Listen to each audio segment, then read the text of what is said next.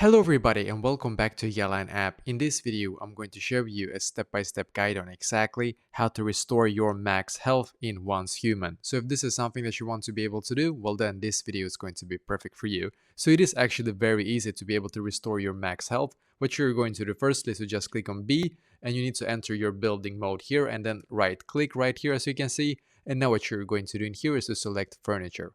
So select furniture, so then I'm just going to see if it's this one. Yep, it's the lifestyle items right here. And now you need to build a bed basically for yourself. So you're going to build a bed.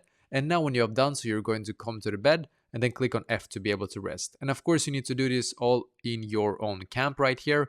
And as you can see now, when I actually rest, you will see in just a couple of seconds that my entire max health will now actually be restored. And by the way, if this video was able to help you, I would really appreciate if you could leave a comment on this video for the algorithm, and also if you could subscribe to my channel. I would really appreciate that.